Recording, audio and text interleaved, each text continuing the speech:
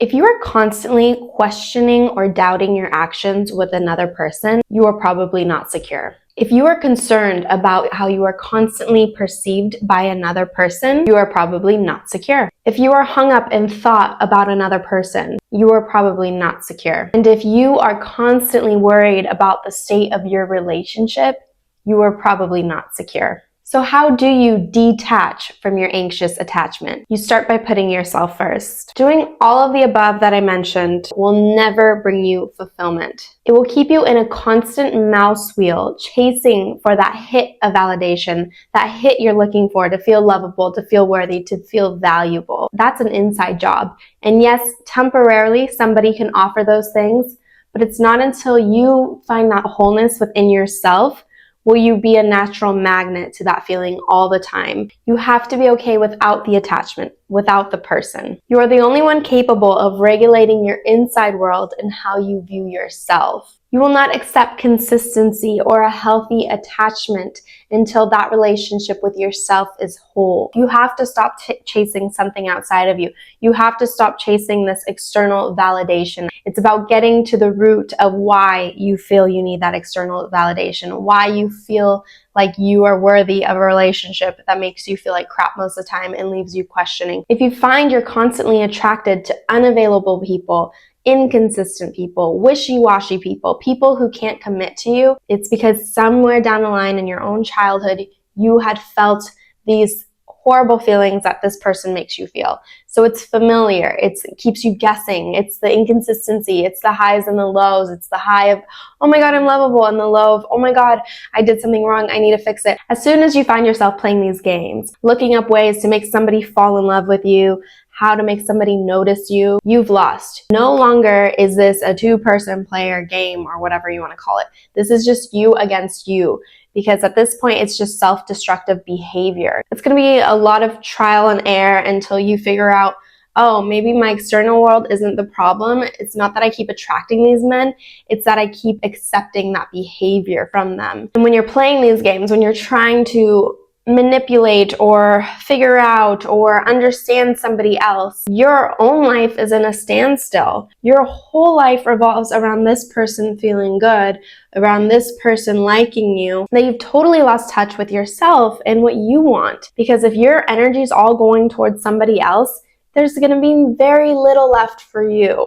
And I know it can feel productive. I know it feels like this person's my future, and if I can get them to love me, I'll be secure and I'll be safe and everything will be fine. But actually, it's not until you detach from that person, detach from that anxious attachment style, will you see how that is just not the case. In actuality, you'll see, wow, I've wasted so much time making this person my future that I've totally lost touch with my own self and making myself my own future, making my own dream life come true. You're now chasing an illusion. You're projecting onto this person who you want them to be, when clearly they are showing you time and time again they are not that person.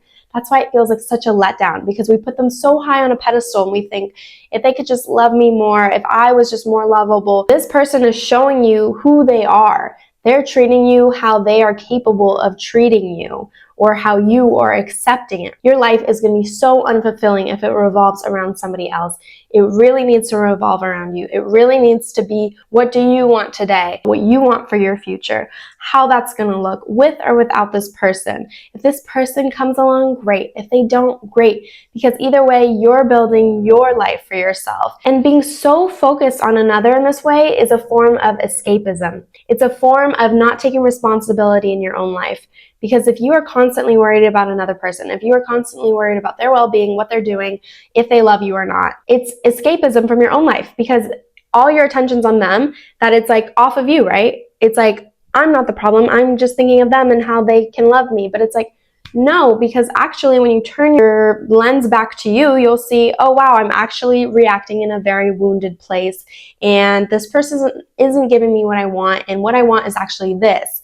And so it's like, what do I need to heal in here to start creating that for myself, creating that dream relationship that I want with somebody else from within first, becoming my own best friend. It's about dating yourself first. It's about knowing yourself so good that if this person comes along, your confidence and self-love and self-worth will not waver because you know who you are and your truth. So if they withhold love from you, it won't make you feel any different from yourself. It will just give you a better idea of who this person is and if you want to continue with them or not. That's why breakups can feel so life-shattering. It's because you have invested so much time in this other person. All of your thoughts, ideas about the future all revolved around this person. You totally lost touch with yourself within the relationship.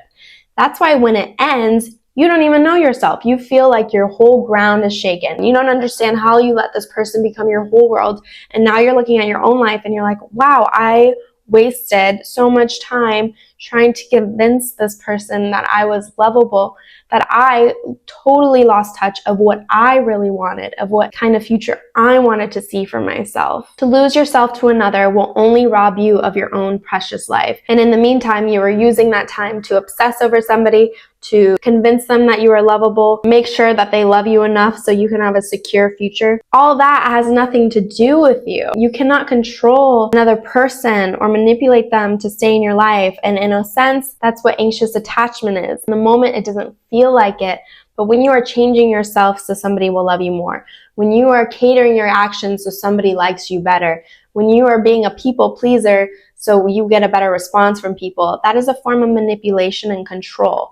You are changing yourself so this person can view you in the light that you want. It's really important to figure out, why am I so attached to somebody who can't give me what I want? It's about convincing yourself instead that you are worthy and you are lovable. Instead of spending so much time convincing another, it's time to start healing that wound by convincing yourself the truth. And yes, you may have relapses. You may get into an amazing relationship and have the same relapses. But it's about knowing yourself. It's about knowing your triggers, and it's about communicating with your partner. Hey, I really need to know where you are. It makes me feel like you love me, that you're checking in with me. Hey, I really like to receive a good morning text. Whatever it is, it's about communicating your boundaries, and you will only know your boundaries once you start knowing yourself.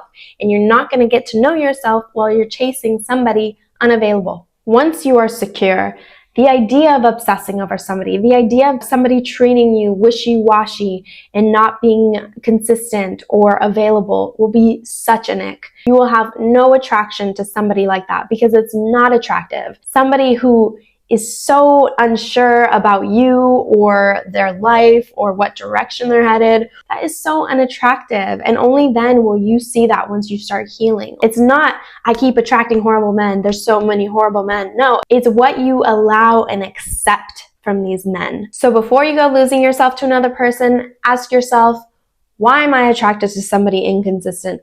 Why am I attracted to somebody who makes me feel lost and crazy? Why am I attracted to somebody who cannot give me what I want?